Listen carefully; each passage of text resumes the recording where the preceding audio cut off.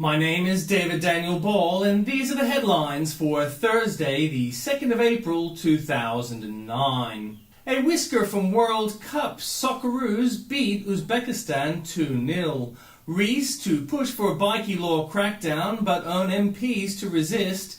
Mayhem and violence as Langdon G20 protests turn ugly. Jobs stripped in Rudd's job network overhaul. Patient stabs doctor in surgery. Vandals blowhole in Lenin statue. Angry workers bossnap managers. Serial sex predator jailed for 20 years. Multicultural role model cried during cocaine arrest. Court told. Police on drugs raid find mysterious uranium stash. And in comment from Piers Akerman. Overacting prophets and prophets set to exit stage left. Gee whiz, it's the G20 and Kevin Rudd is singing the Hallelujah chorus in British PM Gordon Brown's socialist rock revival concert at St Paul's Cathedral. Strutting the world stage like a bantam, Rudd is grandstanding in an empty theatre. I feel the tenor of Piers' articles generally to be positive, but then I'm not a dyed-in-the-wool ALP supporter. Even in this article, which has depth and vision, one could easily go wider. Consider Rudd has been snubbed by Obama recently when he wouldn't share dinner with him, as Howard was fated by Bush. Then the press, haul into Rudd in UK, a bit of explanation, UK are tired of Labour admin, although some government figures gave a nice headline for it back home. Meanwhile, the US is being demanded by socialist Spain to have her prominent citizens handed over for war crimes. A bit of explanation there. Spain isn't rediscovering that every Democrat president since 1912 has dropped bombs on civilians and wants to head off Obama, but they want to charge those who defended democracy after 9/11. US influence is waning, Chinese influence is rising, India's is slightly circumvented by Pakistani-related terrorism, but their star will rise. Meanwhile, Rudd has played his top cards without making a single trick, but taking a few own tricks. The problem is that the media in Australia are too fettered by ALP interest to adequately report on the shortcomings. Armoured Anarchists by Tim Blair. The party begins. G20 protesters smashed windows and forced their way into offices of state-controlled lender Royal Bank of Scotland in London today, breaking past riot police. Riot police could be seen inside the bank in the city financial district trying to prevent demonstrators from entering the building, as other protesters threw missiles including bottles and cans and shoes at police outside. They seem unusually well equipped.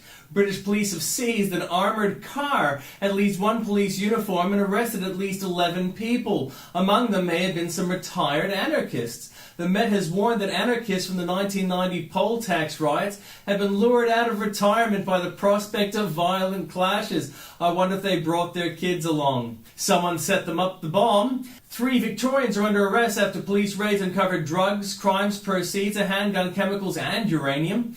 Local warming, a couple of views on global warming. Meanwhile, a Mississauga family who tried to light a candle for Earth Hour nearly burned down their Meadowvale townhouse home. Puppet Power, it's a people's movement featuring people who can't move. A mannequin chained to the front door of a Kenmore Square bank this morning as part of a protest set off a bomb scare and briefly closed the bank, Boston police said. An Obama moment. Anti-flying bishop falls in love with Kevin Rudd. Bishop Richard Chartres heaped praise on the Australian Prime Minister during a forum at St Paul's Cathedral in central London on Tuesday. It would not be too strong to say the election of Kevin Rudd constituted something of an Obama moment for that country.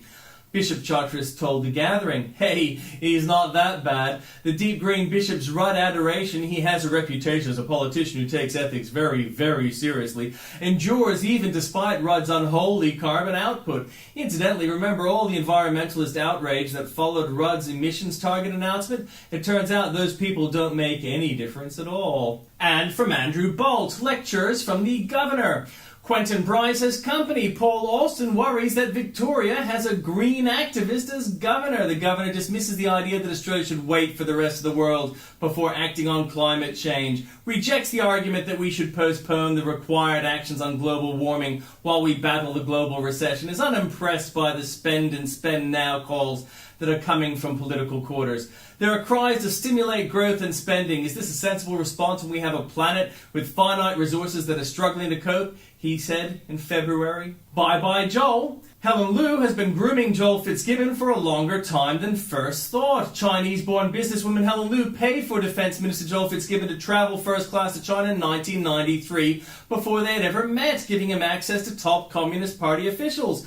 One of Ms. Liu's companies paid for Mr. Fitzgibbon and his father Eric Fitzgibbon, a then Federal Labour MP, to fly to China in June 93 to mark the start of work on a tourist development.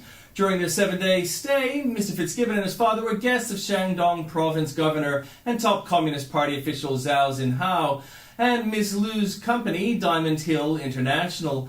And here's another puzzle. Fitzgibbon landlord in Canberra is again Ms. Liu.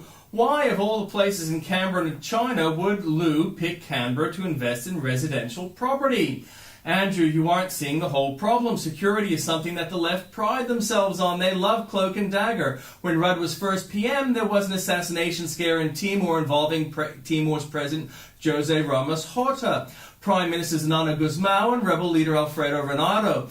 Why Reinado came to attempt it and why he died the way he did is a mystery. One possible explanation being that mid-level elements of the Australian security detail, faithful to ALP and Rudd, and Timorese security, preferring ALP to Conservatives through past loyalties, suggesting to Rudd the possibility of a black ops operation that went south.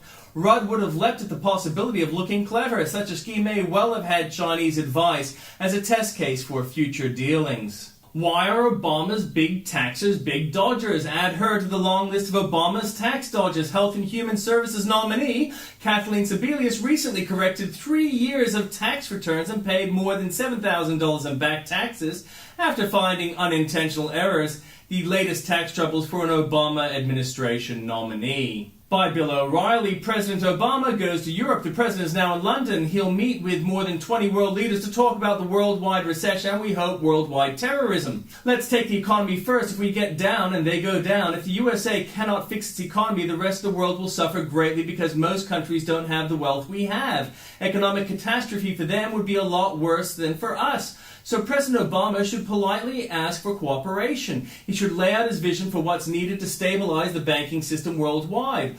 On the economy, the president needs to be a persuader right now, and he's good at that. But he should also warn the world about terrorists and anarchists. They are growing in number and they are dangerous. If the world ignores that danger, it's just a matter of time before terror strikes and damages the worldwide economy. Special report panel on expectations from the G20 summit. Special report with Brett Baer, following his excerpt of one of the interviewees, Charles Krauthammer, syndicated columnist.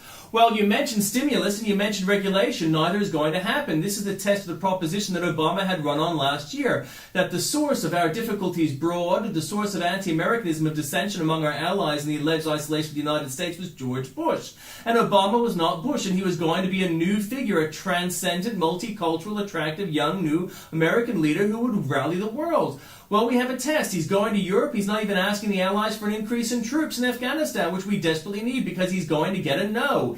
He wants a stimulus in Europe. He's not even asking because he's not going to get it.